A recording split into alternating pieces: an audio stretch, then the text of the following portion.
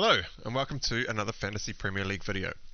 My name is Steve and today we're going to be taking a little look at why I'm planning to hold onto Joao Pedro, but who I would replace him with if I could, why I think Ben Chilwell needs to go, and why I'm going cheap with his replacement. But first, I've got to comment a little bit about some crystal ball predictions that I made in the last couple of videos across the international break, as they have come out to be pretty accurate. The very first video that I dropped was straight after the close of games at the end of game week 4. And it was titled Sunset to Become Essential, which got some initial heat as it was basically called very knee-jerk and it's just reactionary. Since then, he has become the most popular transfer in for game week 5 amongst all content creators, as well as more than 7% of the game, which was 850,000 managers. Now, that's not really that much of a crystal ball prediction. It's pretty obvious after he scored a hat-trick he was going to get a lot of interest. However, there was a lot of talk in the community that people were still worried about Richarlison and the fact that he might go back into the number 9 position, pushing Son back out wide. I said there was absolutely no chance of that happening and was about 90 to 95% confident that Son was going to play in the number 9 position again, which he did.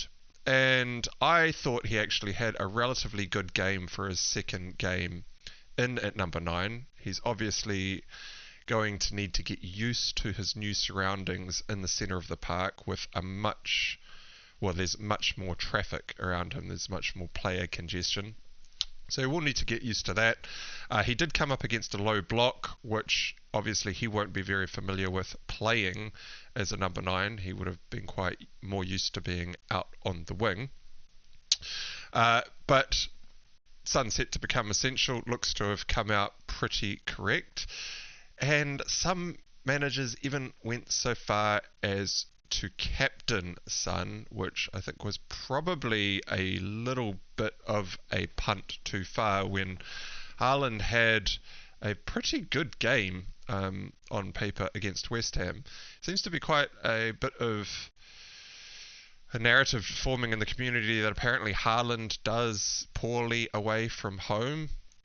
I have no idea where this narrative has come from, and the West Ham game, he put up some insane XG numbers, but the chances that he missed were just, I can't believe Haaland's missed a whole bunch of those, so I'm not too sure where that narrative has come from. I'd have to probably ask some people as to why they think Haaland is not so good away from home, but everything I've seen from him, I wouldn't go against it. The only time I am looking to go against Haaland, which I said in the last video, was is actually game week, is it 8 when he plays out? Whenever the Arsenal game is when I'm looking to go to someone like a Son for captaincy when they have Luton at home.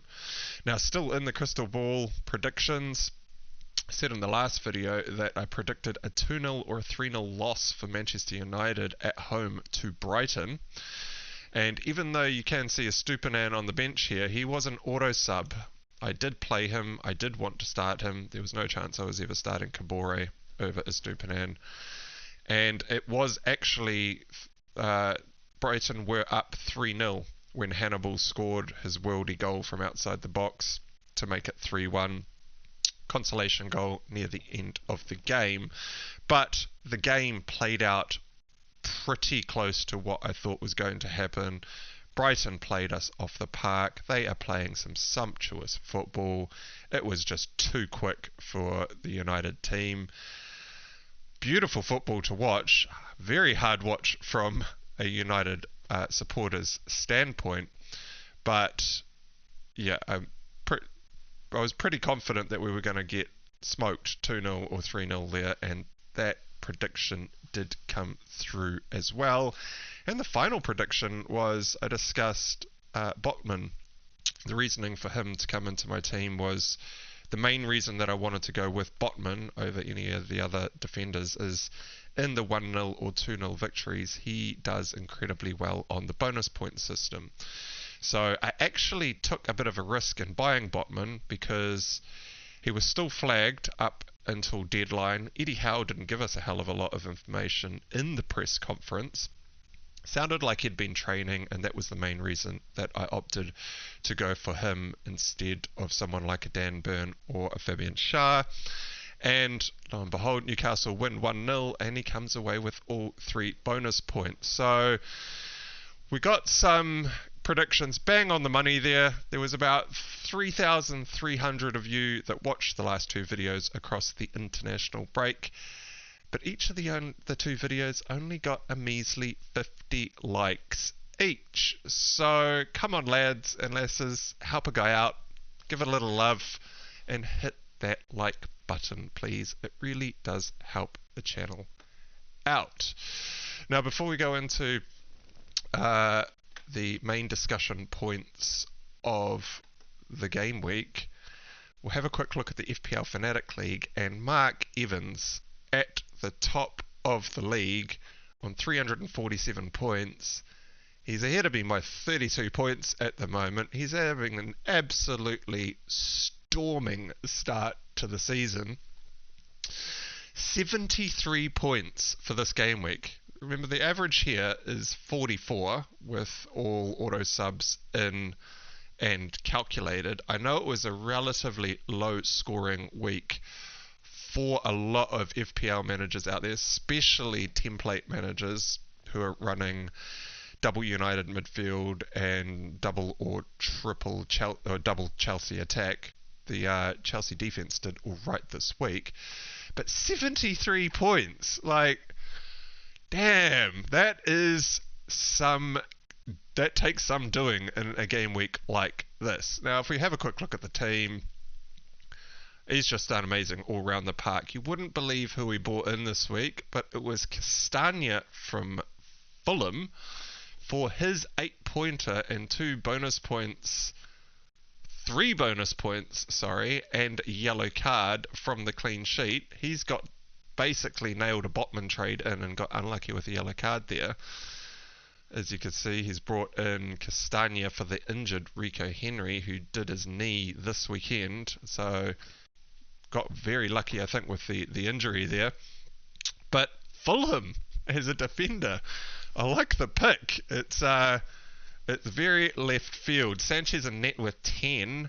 He looks like the 4.5 million keeper of choice. I know a lot of people are quite keen on Flecken, but the way that Chelsea are playing, it's very reminiscent of like a Nick Pope when he was just fielding lots of shots from far out and getting lots of saves. So Sanchez has come away with 4 saves in this game with Bournemouth.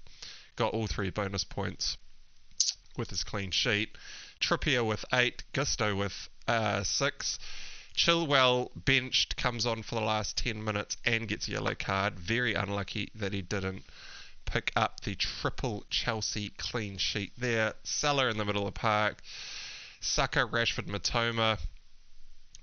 Julian Alvarez up front, and Haaland captain. He did bench Estupiñán for Estupiñán's complete miss of the game, but wow.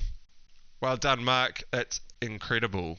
I would, if you do watch this video, where are you up to? 3k in the world as well, was it? 5.3k in the world. Man, what a start to the season. That's epic.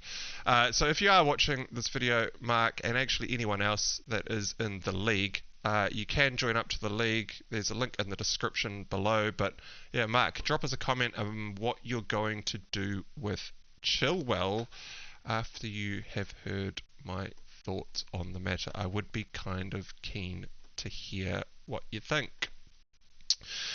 So, Joao Pedro gets his 3rd benching in 5 game weeks, but he does earn a crucial 7 points for my team. So, for those of you who are new to the channel, I started game week 1 with a Pedro plus Salah combination for an £18 million spend, as I thought that combination of players would be able to beat any other two players on the pitch combined to make 18 million, of which I didn't have. Now, I did start the season with Rashford. He was the last addition to my team, and so the 18 million that I'm putting Salah and Pedro up against was with Rashford in my team, so it didn't count him. But now that Rashford's out of my team, it's basically Salah and Pedro versus Rashford and Bruno, or a Rashford and Martinelli, or some sort of high-end combination like that. Now, when I did that in my preseason videos, I said I was happy to take 2 benchings on the chin from Joao Pedro as he works his way into the De Zerbi team, as he was obviously going to need to learn a whole new style of football. Brighton play extremely different setup of football to what Joao Pedro was used to at Watford. They play way faster than Watford as well, and there is a hell of a lot of off-the-ball work going on in the De Zerbi system. So I was happy to take 2 benchings out of the 5. He has now got his 3rd benching in 5, which has triggered my pre-season stake in the ground that I've put in to say I now need to reassess Joao Pedro. Now, European fixtures are coming up for all of the top teams. The midweek games start tomorrow morning New Zealand time, obviously in the middle of the day for all you people in the Eurozone. And we have seen Brighton rotate extremely heavily at the end of last season when their fixture congestion got mental. They actually had the worst fixture congestion out of all teams at the end of last season last year, and De Zerbi rotated his team quite heavily. Now, the Brighton team has already been rotating relatively heavily in the first 5 game weeks of the season, and I think De Zerbi is going, well, I'm definitely going to be rotating in the European fixtures, so why not start rotating at the start of the season so everyone can get used to a lot of change of personnel within the team. Now, I was hoping that Pedro would have worked his way into the starting 11 by now. I was quite gutted to see him on the bench at the start of the fixture at the weekend. I was picking him to start this game after he did start against Newcastle in the game week prior, so it did catch me off guard. I am not obviously, forgotten the name. I'm not clairvoyant. I don't get all my predictions correct. But Pedro was benched. Now, I am quite happy to continue holding on to Pedro for his next 2 fixtures at least, which is Bournemouth at home and Aston Villa away. And the reason for that is there isn't actually a hell of a lot of other strikers that I would likely move to. There is one, which I'll talk about in a moment, but I cannot get to anyone this game week anyway. So last game week I did manage to eke a little bit of money out of the bank. I've been running with 0.0 million in the bank for the first 5 game weeks, or 4 game weeks. As of the transfers last week, I did manage to get an additional 0.4 in the bank, but that is not enough money to do anything really with Joao Pedro. He has dropped in value. He is down to 5.4 million, and he is still trending down after the return at the weekend at about a minus 39 on FPL statistics at this point of recording this video, so he could even potentially drop some more by the deadline this game week, although I doubt that will happen because his ownership is probably low enough that, well, 12.4% maybe not, but well, we're running into some problems with the funds of Joao Pedro. dropping to 5.4. If he goes down to 5.3, it actually makes it very difficult to get up to anyone from Joao Pedro. Now, the next two matches, as I said, I am actually quite happy to take a punt with him. Whether or not he starts or not, I'm not too fussed. The way that Brighton are playing football is just... I mean, United were chasing shadows at the weekend. That was almost like they were doing the jog into position, knowing that they just couldn't get hold of the ball. It looked like they'd given up. They'd run off their feet. And if Joao Pedro is going to come on at the end of any of these games where Brighton have basically just ground their opponents down into dust, Joao Pedro can easily come off the bench and score goals. He is on penalties.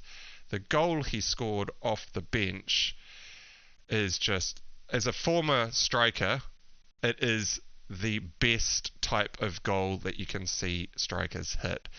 Side foot shot, opening the body up, minimal backlift to give the keeper no chance of any additional reaction time. Hit firmly, far post. It is an absolute dream for a striker to be scoring those goals, and it's great to see that he has that in the locker. So, playing him this week against Bournemouth, more than happy. In the rotation schedule, he may even be due a start here. He started against Newcastle, got 76 odd minutes. He was then benched for the game at the weekend and came on for the last 26 minutes. Managed to score a goal there. He does have penalties. Brighton's opposition are usually pretty dead by that point, and so Joao Pedro more than happy to play him off the bench against Bournemouth or Aston Villa. However, I do not want to be relying on a rotation prone Pedro for the fixtures in game week 8 and game week 9 against Liverpool and Man City, because the chance of him coming off the bench in either of those fixtures to score any points is going to be relatively low. I think Brighton are actually going to give Liverpool and Man City an incredible run for their money in both of these games, and I would more than happily play Pedro if he was nailed on to start, but I do need to start thinking about whether or not I do get rid of him. Now, the next two fixtures will be quite telling against Bournemouth and Aston Villa. If Pedro manages to get 2 starts in a row here, I may just hold on to him and continue playing him against Liverpool. But I am probably more leaning towards a sale of Pedro in game week 7. So, if I was to sell Joao Pedro, who would it be to? Well, Alvarez is the only candidate in the game at the moment that I would consider transferring Pedro out for. I mean, there are some other candidates, but they are a lot more expensive, like maybe an Ollie Watkins, but these guys are just way too expensive for me in the 2 premium setup that I'm running with Son and Saka. I mean, Haaland, Salah, Son and Saka is getting pretty expensive already. Getting Joao Pedro all the way up to a Watkins is almost unachievable, and so within the similar price point bracket, close enough, Alvarez is the only option that I am looking at. Now, I scouted Jackson 3 weeks ago in the Luton game where Chelsea won 3-1, and having watched that game, I gave a recommendation to avoid Jackson, as I did not see him as a very good player, and I also saw Chelsea were struggling against Luton.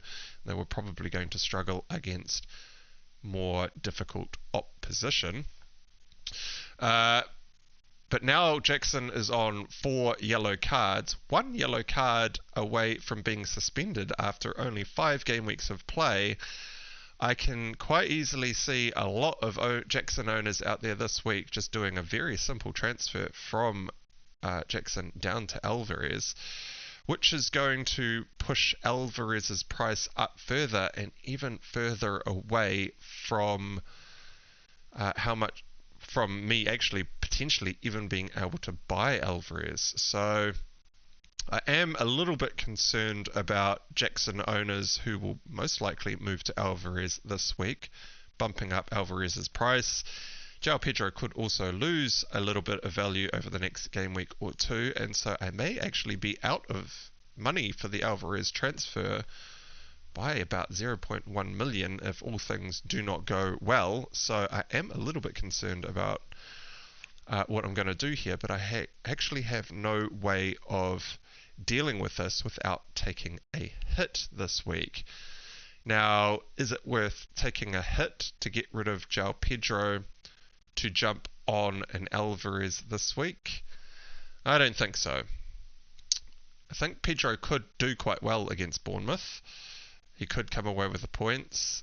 There is a small chance that Alvarez is rotated this game week as City head into their Champions League fixtures and a bit of fixture congestion. However, their fixtures aren't actually too bad.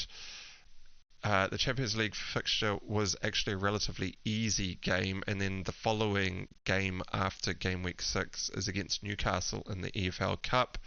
Considering all the competitions that Man City are in, I do not think Pep will actually put out a strong team in that Newcastle game, as he will focus more heavily on the Premier League and Champions League, FA Cup and any other competitions that they may be in. I don't think the EFL Cup will rate very highly, and so a second string team will probably come out there.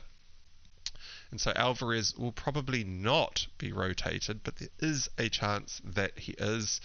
If I was going to take a hit to get rid of Pedro, who could do all right against Bournemouth, to buy Alvarez, who could potentially get rotated, I don't think that hit is really worth it.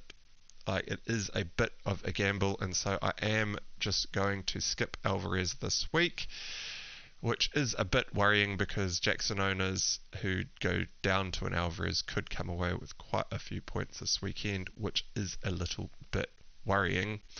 Elsewhere in the price bracket, Højlund may potentially be an option if United remember how to play football, but I am not going to be taking a punt on Højlund or the United team, as they are not at all performing on the pitch, haven't been doing so for a while, and I have actually been actively recommending ditching United assets, so I will not be jumping on Højlund until United get some of their injured players back or they have a change in form.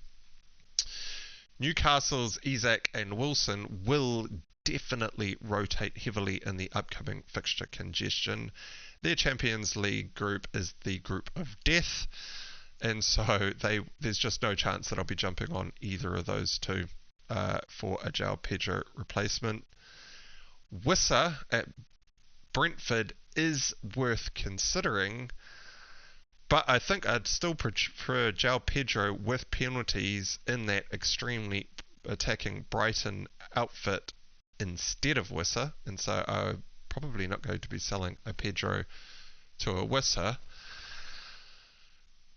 And I said last week in the video that Luton is an absolute hard avoid for the double game week, and so even though Morris does have what looks to be a relatively easy game on paper this week, followed up by another good on paper double, they are still a hard avoid for me. If you are looking to jump on Morris for their double, I do see this as 100% punt play. This is just a straight gamble. Luton do not look like scoring any goals. It'll be extremely lucky if they do score, and if they do score, it would still have to be Morris that is the man to pull away with those points. I will not at all be jumping on a Morris because I will then need to obviously get rid of him pretty quickly as well, and I'll still be stuck with the exact same problem. So there aren't many options out there, which is why I am going to be sticking with Pedro this week and looking to jump on an Alvarez next week. The problem is Alvarez is currently at 6.8 million. He's probably going to go up to 6.9 million this week, which means if I am going to jump on an Alvarez next week, it will probably have to be very early in the week before the midweek games, and I am going to have to take a bit of a gamble that he doesn't A, play that Newcastle fixture in the EFL Cup, and B, doesn't get injured in that game, and C, that no one else in my squad actually picks up any sort of injury, because I am playing with a very light bench. So jumping on an Alvarez is still going to be a little bit of a gamble for me next week. But with De Bruyne out until mid-December, Alvarez looks pretty set to play week on week. He's young enough to have the legs in him to be able to do so, and he looks set to continue returning if he does continue to start. So it does look like a bit of a gamble that I may in fact need to take. If Alvarez starts week on week, he is going to be a must-own, and so this is why I am looking at options as to how to get him in next game week. And this kind of leads me into my transfer this week, which I will be making a transfer this week, as Ben Chilwell is on the chopping block. So why do I think Ben Chilwell has to go? Well, I've watched a little bit of content on the Ben Chilwell benching. Some people are saying that Pochettino said it was tactical. However, the commentators were saying that Chilwell had a knock. Now, it sounds to me like the commentators have actually got that wrong, because if he did have a knock, why did he get subbed on for the last 10 minutes in the game? If he was actually carrying an injury, he probably wouldn't have been subbed on. So my guess is that he probably didn't have a knock, and it was what Pochettino said, in that it was a tactical switch. And in addition to that, he changed the formation at Chelsea. So Pochettino was playing a 3-4-2-1 for the first 4 game weeks of the season, and in game week 5 he switched to one of his other favoured formations that he quite often runs, which is a 4-2-3-1. Now, I think the only man that was actually dropped in the formation switch was Ben Chilwell.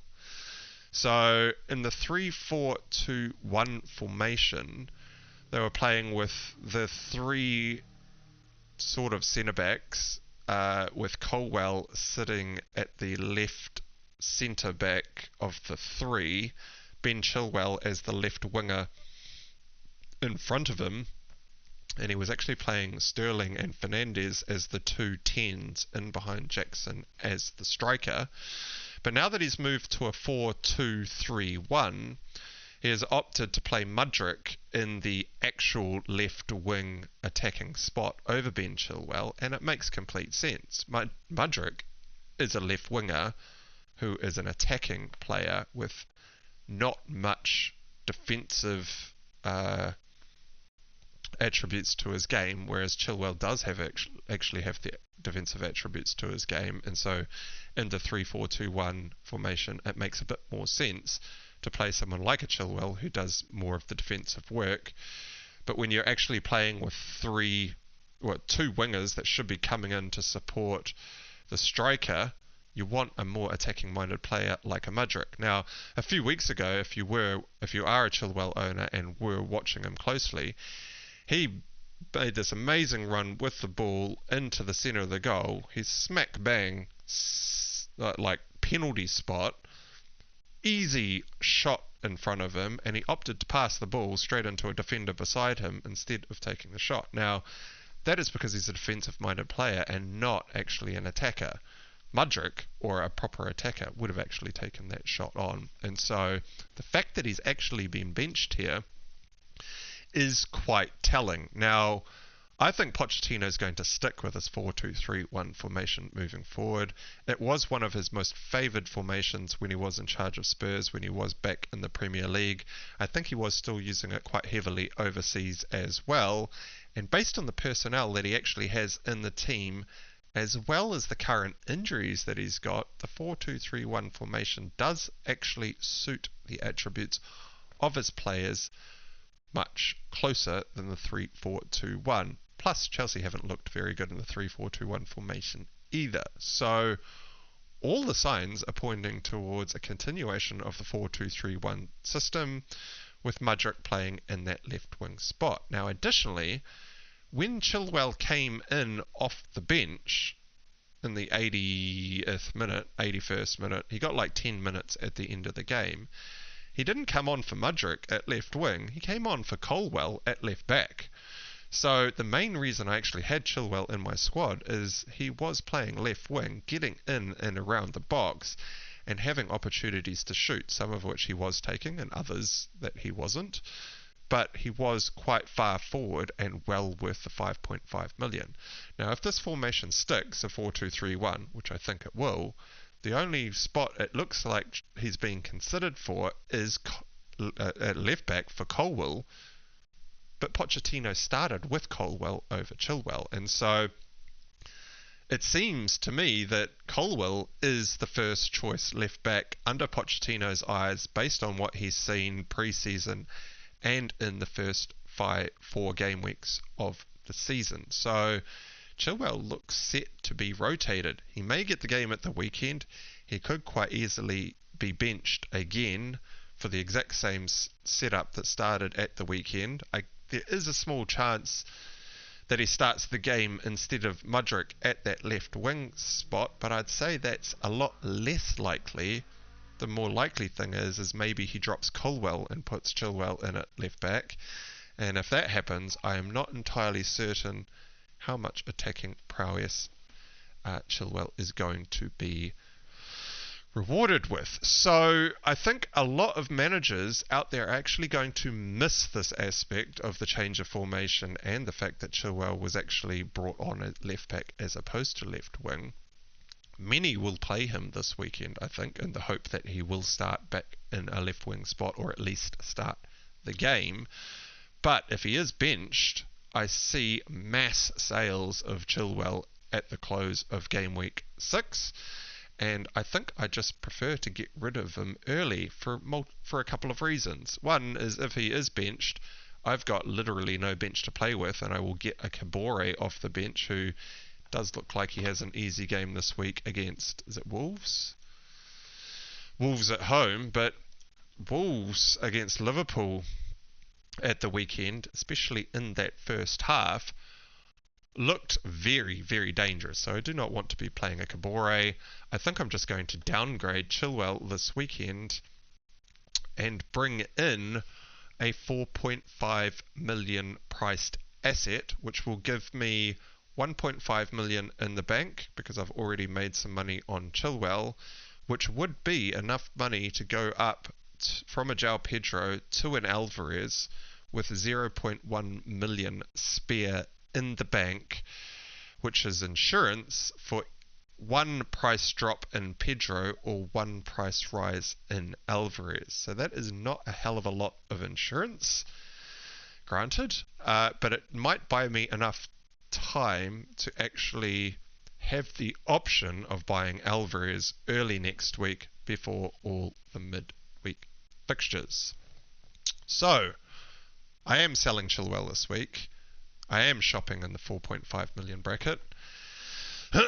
And to be honest, in the 4.5 million bracket, there's really only one team and one player that is actually going to fit the bill here. Now, this is my fixture ticker that I am working on. I will be releasing this website later in the season to the general public. It has had some updates. I have readjusted the difficulty weightings of some key teams. You will now see Brighton in red. Actually, in the videos last week, you would have seen Brighton in red as well. I see many fixtures tickers out there with Brighton as like a medium strength team still, which is not at all the case. Brighton are looking like a top 4 side right now.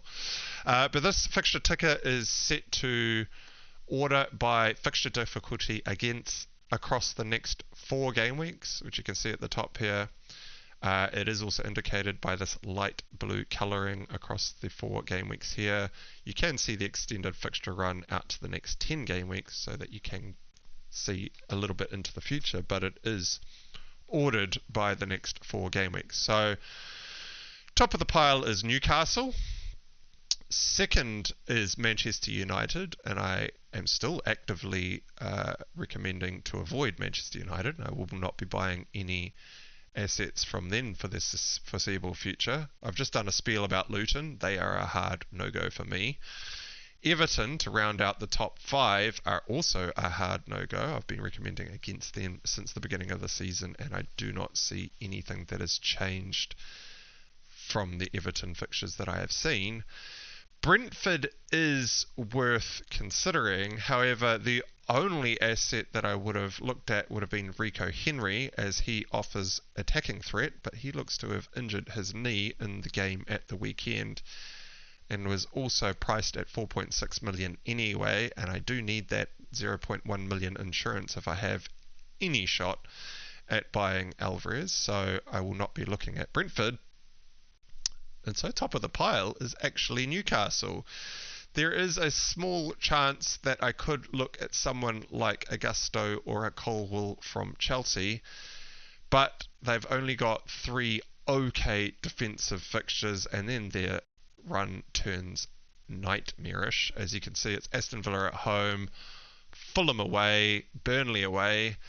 Now, having watched Aston Villa, they will score against Chelsea. Fulham could score against Chelsea, and Burnley actually do have a little bit of attacking threat about them and could also score against Chelsea. So these are not banker clean sheets based on how Chelsea are performing. Then they go Arsenal at home, Brentford at home, Tottenham away, Man City at home, Newcastle away, Brighton at home, and Manchester United away. I mean, that just could not get any worse, and so I just do not want to go anywhere near Chelsea either. So, 4.5 million option in the Newcastle defence. There is actually only one man in it, is Dan Burn. Now, this is probably one of the most dullard picks that you will come across. He's got no attacking threat. He hardly ever gets forward. He does okay on the bonus sometimes, but the bonus is usually lapped up by Botman and Shear and Trippier if they do manage to clean a 1-0 clean sheet or a 2-0 clean sheet. So there's very little bonus points options. This is simply just a buy for clean sheets, but I think that's all we actually have on offer at the moment. I mean, most of the rest of the fixtures with any 4.5 million assets with some sort of attacking upside have all got terrible fixtures. Udogi's 4.7 now at Spurs. They play Luton and Fulham in game weeks 8 and 9, but have Arsenal and Liverpool as the next 2 fixtures, so I can't go there. Crystal Palace, maybe, and Anderson, who does really well on the bonus points when they keep clean sheets. Fulham at home looks like a bit of a banker clean sheet for them, so I think Crystal Palace's defence is quite sound. They could keep a clean sheet against Manchester United in game week 7. Nottingham Forest also looks pretty good as well, but then Newcastle away and Tottenham at home. 3 of the next 5 aren't amazing for Crystal Palace, and I think Newcastle just fits the bill for more than just the next 4 game weeks. Across the next 5, 6, 7 game weeks, they only have to play Arsenal at home as a tricky fixture.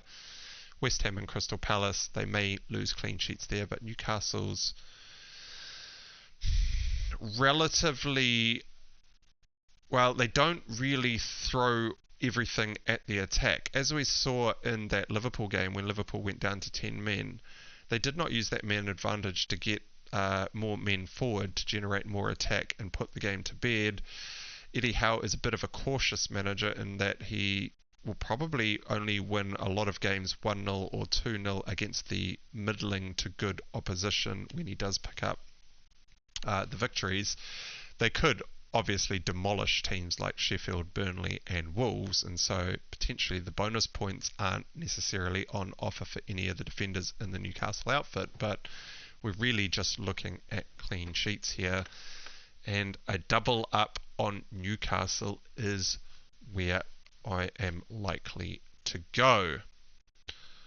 Why has that popped up? Are we still recording? We are still recording. Okay. Sorry, it just looked like my Streamlabs had died, but we are still good.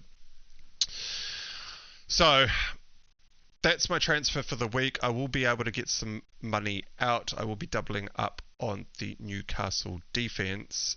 But before I finish the video, I do need to touch on Liverpool very quickly because I watched that full fixture and there were some very key pieces of information that I did pick up there. It was a game of two halves. The first half, Liverpool looked terrible. Klopp went in at half-time. He made one sub at half-time. He got rid of McAllister, basically saying, you're the reason that this is not working. McAllister looked really pissed off on the bench, but that change and a change in formation or tactics within the formation made a massive difference. So in the first half, they had Gomez at right back, trying to play the inverted right back role that Trent Alexander-Arnold has been playing, but is obviously left absent through his injury, and Gomez is not at all equipped to do that. And not only that, Pedro Neto was ripping the right-hand side of Liverpool. He was tearing up the left-hand side of the pitch. There was just way too much space afforded to him, and Wolves were just generating an abundance of attack down that left-hand side. Half-time, Klopp noticed the problem, put Gomez as not inverting, but instead allowed him to get more far forward to play more as a right winger, so he was being more of a traditional wing-back. Salah came inside to play more of a 10 role on the inside of Gomez. Diaz was then subbed on for McAllister at halftime. He was playing inside as a 10 on the left-hand side of the pitch, with Robertson playing a wing-back on the outside of him, tearing up the left side of the pitch. And Diaz and Salah looked exceptional in the centre of the park. Diaz was the spark that Liverpool needed, and they generated an absolute abundance of attack in that second half. They ripped Wolves to shreds. Robertson was making all sorts of crazy runs into the box. He was getting on the outside of Diaz. He was even underlapping Diaz, pushing Diaz out to the left wing and making runs down into the penalty area. And if you do have the 6.5 million to spend, Robertson looks like the Trippier of last season, where he's on set pieces, taking corners, hitting some free kicks, making underlapping runs, getting touches in the penalty area, sending balls across the penalty area into Salah, Diaz, Jota and Nunez as they were all rushing into goal, and he looks like an exceptional buy in defence if you do have the 6.5 million to spend. I don't know if I would jump on him straight away though. West Ham is a pretty good fixture for them. Tottenham is going to be tricky for Brighton. That is for Liverpool. That is going to be an amazing game to watch in game week 7. And Brighton is going to be super tough for Liverpool. I think, all things considered right now, I would probably put Brighton as the victors in that match. And so I don't know if I would buy Robertson straight away. But Robertson is definitely one that has made it onto very high up my watch list. Diaz looked amazing in that Liverpool attack. He is firmly in my thoughts, may even come in for Maddison at some point. They are priced at the exact same price right now, I think, although price changes may have happened. And Nunez, who came on in the 56th minute mark. So Klopp makes a big substitute at half-time, only waits 10 minutes. Gakpo, playing up front, scores his goal and then is still immediately subbed with Nunez coming in. And they just went from stride to strength to stride. Stride to strength? May have got that saying wrong, but they just looked amazing. Nunez is just a chaos creator. He was just all over the pitch, creating havoc. The amount of attack that they generated in that second half was just phenomenal. And I think Klopp will have seen all those changes working that well. He will probably start with that second half team in the first half this game week against West Ham. So if you are looking for a bit of a differential, Diaz looks like he could get the nod and get a continued run of starts if he keeps playing the way he is. Nunez might even get a start up front in front of Gakpo this weekend. and Robertson is looking pretty amazing in defense. That's it for the video. It was a bit of a longer one. I was hoping to get through that a lot quicker, but if you have managed to make it through to this point of the video, give us a thumbs up, give us a like. I'm getting lots of views and not enough likes. And of course, do consider subscribing to the channel. It really does help me out if you hit that big red subscribe button. But until next time, I will catch you again shortly. Cheers.